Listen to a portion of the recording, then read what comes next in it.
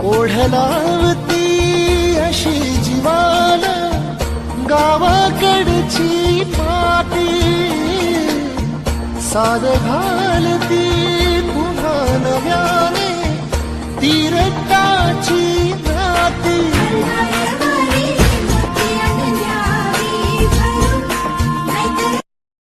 ओढलावती अशी जीवान गावाकडची माती, साद घालती पुन्हा नव्याने तीरटाची नाती. मायभूमी हि जन्मभूमी हि कर्मभूमी यौची, महावंदनीय ती प्राणप्रिय ही माय मराठी अमुची.